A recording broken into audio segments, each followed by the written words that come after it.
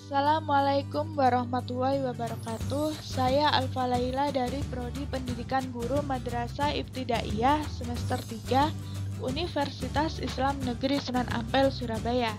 Di sini saya akan menjelaskan tentang filosofi pendidik dan peserta didik dalam pendidikan Islam. Pendidik dan peserta didik merupakan komponen penting dalam sistem pendidikan Islam. Kedua komponen ini saling berinteraksi dalam proses pembelajaran untuk mewujudkan tujuan pendidikan.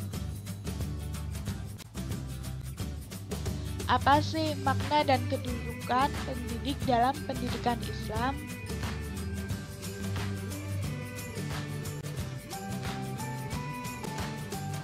Pendidik dalam pendidikan Islam adalah orang yang bertanggung jawab terhadap perkembangan peserta didik dengan mengupayakan perkembangan seluruh potensi peserta didik, baik potensi afektif, kognitif, maupun psikomotorik sesuai dengan nilai-nilai ajaran Islam.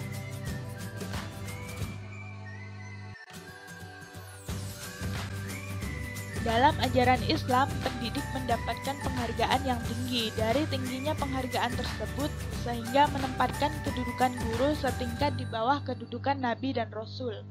Tingginya kedudukan guru dalam Islam merupakan realisasi ajaran Islam. Islam memuliakan pengetahuan. Pengetahuan itu didapat dari belajar dan mengajar.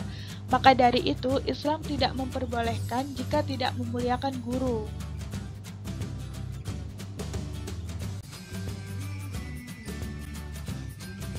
Dalam Al-Quran, surat Al-Mujadalah ayat 11 dijelaskan, Allah akan meninggikan derajat orang-orang yang berilmu di antara kamu dan orang-orang yang diberi ilmu pengetahuan beberapa derajat. Dari ayat tersebut dijelaskan betapa pentingnya menjadi seorang pendidik, karena pendidik mempunyai tanggung jawab dan menentukan arah pendidikan peserta didiknya. Oleh karena itu, Islam sangat menghargai orang-orang yang berilmu dan mau menyampaikan kepada orang lain. Apa sih makna dan kedudukan peserta didik dalam pendidikan Islam?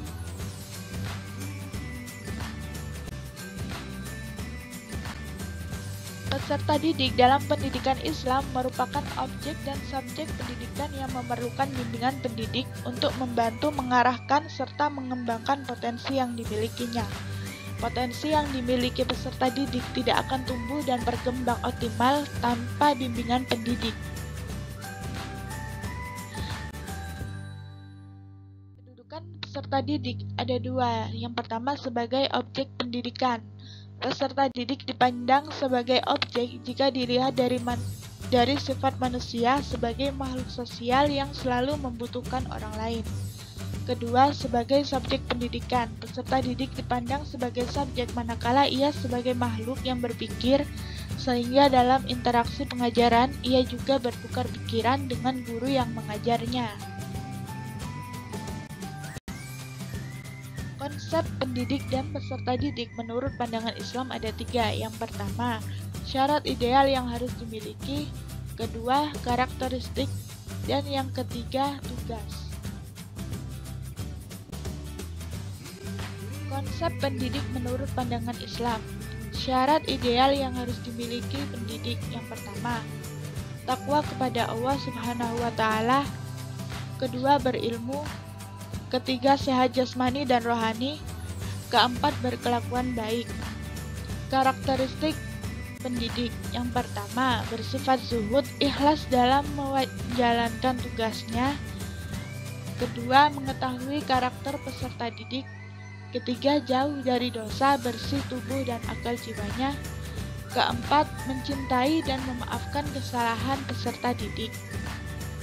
Tugas pendidik. Yang pertama, mengemban misi rahmatan lil alamin. Kedua, mengamalkan ilmunya sesuai dengan nilai-nilai Islam. Ketiga, mengarahkan peserta didik pada tingkat berkepribadian insan kamil. Dan yang keempat, mengarahkan peserta didik agar dekat dengan Allah Subhanahu wa Ta'ala. Konsep peserta didik menurut pandangan Islam. Syarat ideal yang harus dimiliki peserta didik. Yang pertama, bersikap tawadu. Yang kedua, mempelajari ilmu yang terpuji. Yang ketiga, memahami nilai-nilai atas ilmu yang dipelajari. Keempat, memprioritaskan ilmu diniyah baru ilmu duniawi. Dan yang kelima, mengenal nilai-nilai pragmatis suatu ilmu pengetahuan. Karakteristik peserta didik yang pertama, menjadikan Allah sebagai motivator utama dalam menuntut ilmu. Kedua, melakukan riset dalam rangka menuntut ilmu. Ketiga, memiliki tanggung jawab dan ilmu yang dimiliki harus bisa dimanfaatkan. Tugas peserta didik yang pertama, niat dalam belajar. Kedua, bersungguh-sungguh dalam mencari ilmu. Ketiga, menghormati pendidik. Keempat, menghargai ilmu dan bertekad untuk menuntut ilmu sampai akhir hayat. Dan yang kelima, mempelajari ilmu pengetahuan. Sekian penjelasan dari saya. Wassalamualaikum warahmatullahi wabarakatuh.